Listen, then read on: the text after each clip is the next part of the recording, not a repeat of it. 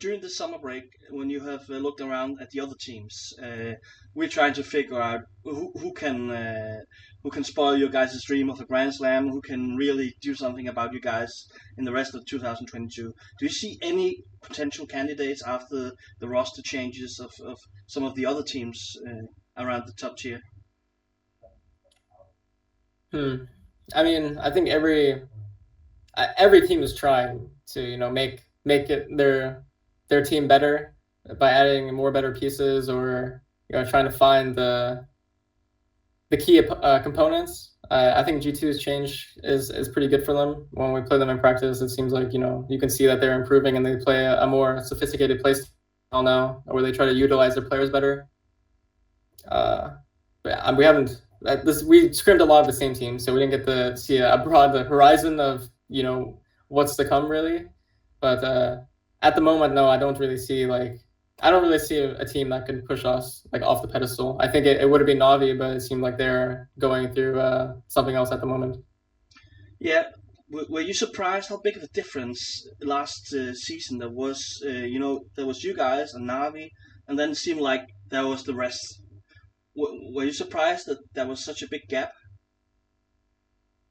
No, I mean, I think it's just the way that we're approaching the game, and how both of our teams are built. It's like there's not really a weak link in neither of our teams, and we all have a very we have a very grounded system, and I think you can see it in our playstyle how well drilled we are. And it's the same for Navi. Like we're both playing very confident playstyles, and yeah, I think it's hard for other teams to really compete with us, because I mean, it seems like all these teams, when they're not having the success we are, they're already thinking about roster changes, about maybe even 2 months before the player break.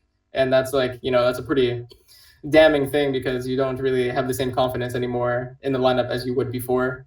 And yeah, I think some teams maybe set themselves up for failure by not trusting in the process maybe. But yeah, I mean, I think it's the brand of Counter-Strike that us and Navi play.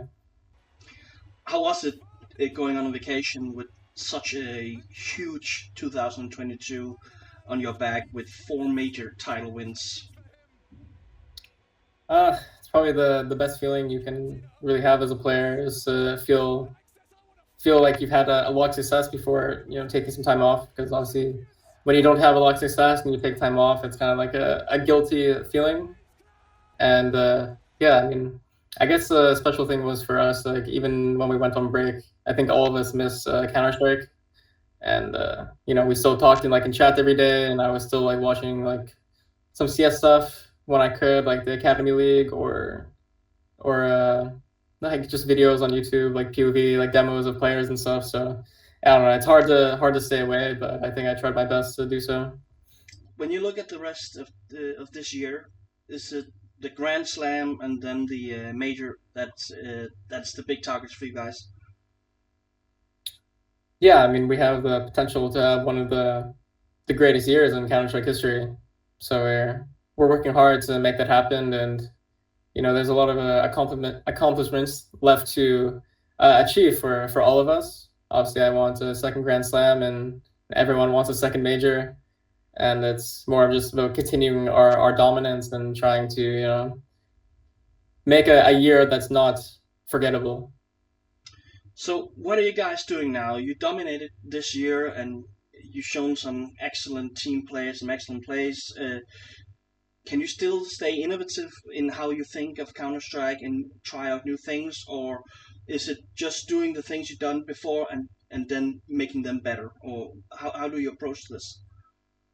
I think it's always possible to be innovative in Counter Strike. I mean, the game it's limitless, really.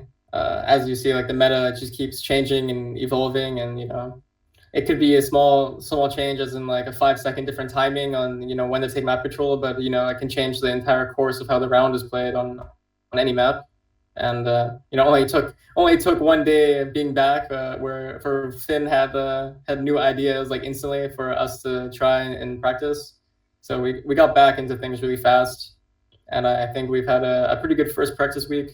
But of course, first official is always very different. You know, you have those like feelings again in your body, the adrenaline and maybe some beginning nerves again, and then you warm up into the season. But for us, I mean, Counter Strike is it's that one special game where it's the players that change the game, not the developer.